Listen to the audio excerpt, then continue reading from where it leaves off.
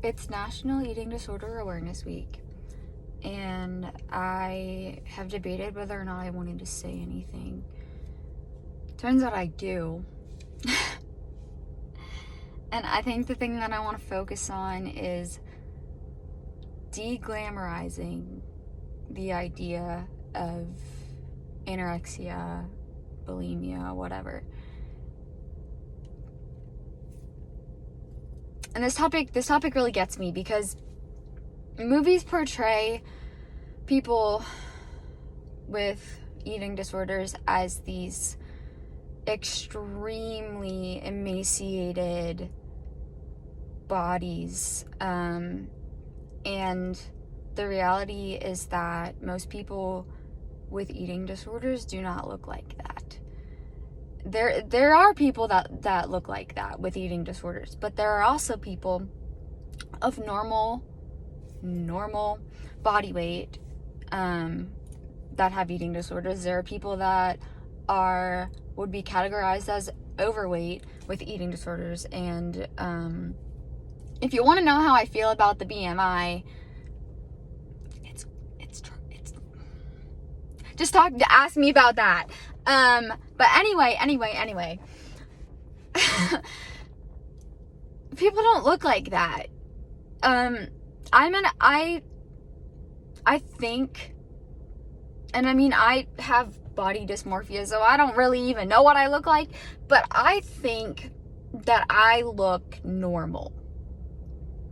And yet, I've struggled with my eating disorder since I was 14 years old. And until I came out and told people about it, I don't think they would have known. And that's just because I don't fit the criteria of looking like the girl in, what's it called, that movie that Lily Collins was in, To the Bone. Yeah. So that's a stereotype that is completely wrong, that is completely glamorized by Hollywood and makes people think that that's what they want to look like, first of all. And oh my gosh, that's absolutely disgusting to tell people that this is what an eating disorder looks like, because it totally invalidates the experience of having one. One thing that you probably won't understand unless you've experienced living with an eating disorder is the competitiveness. This is something that has like permeated my own experience, and it's like in treatment centers, there's always going to be someone who's smaller than you. There's always going to be someone who's smaller than you. And you're there to get better, but your eating disorder brain is like, oh my gosh, I'm not sick. That person's sick. I need to be sicker in order to be here. I'm not actually sick. I'm faking this whole thing. That's just what you're thinking. And that's just like crazy. It doesn't make any sense. And yet it makes so much sense at the same time. Because eating disorders are not logical at all. So anyway, there's my rant about that. But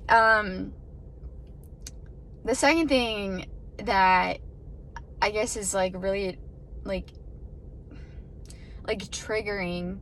I hate to use the word triggering because people have taken that word and really like taken the meaning out of it, and people are like, oh my gosh, I'm triggered, and they don't mean.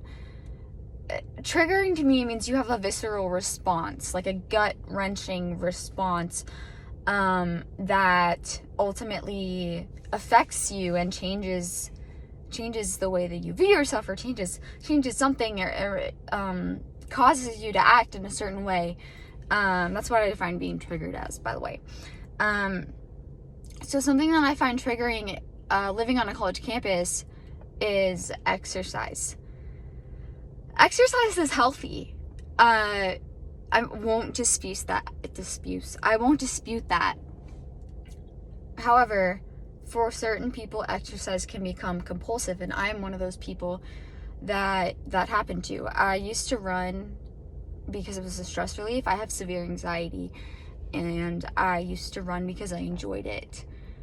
But it got to a point where I was running to burn calories and only to burn calories. I was running to earn my meals for the day. I was running to replace throwing up as a means of losing weight. I was running because my brain said, if you don't run, you don't deserve to live. And the voice would not leave my head until I succumbed to it and ran. And so for me right now, recovery looks like refraining from exercise completely. It's something that I decided with my dietitian, and I don't know if I'll be able to engage in it again in the future. I hope so, but right now it's bad for me. So it's really triggering to see people running all the time. And it makes me jealous. It makes me really jealous. It's like, okay, you get to run, and it's not going to ruin your day if you don't run.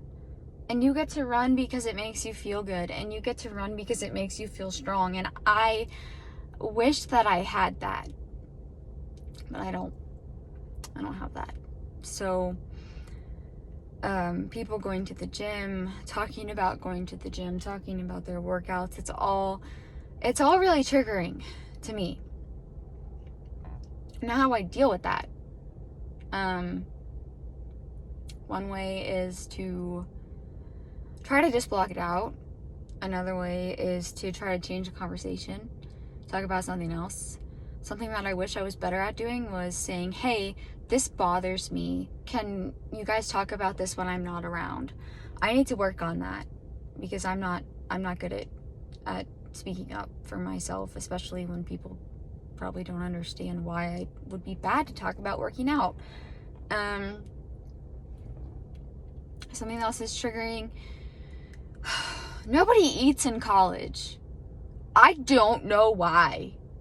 But it's like, people will be like, it'll be 5 p.m. and someone will be like, just ate my first meal, and it'll have been a bowl of cereal.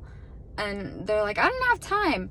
Let me tell you, as someone who has had a structured meal plan and has had to follow it, you have time to eat. You're just not making it a priority. And that's really sad, because you need food to survive. I don't think that's a controversial statement.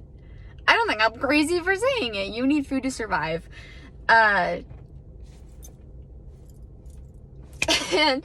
it's really hard for me because, again, bringing up the competitiveness of eating disorders, someone saying this is the first time I've eaten today makes me go, I ate 3 times today, I'm a failure. Which is not at all what they said. They didn't say, Sarah, you're a failure because you ate 3 times today. It's not crossing their mind that what they're saying is affecting me at all. That's just something that I have to deal with in my own recovery. And one day I'm going to be strong enough that those things won't bother me, but right now they do. So yeah, eating disorders they're not cool. Not what you think they are. Kind of lost my train of thought.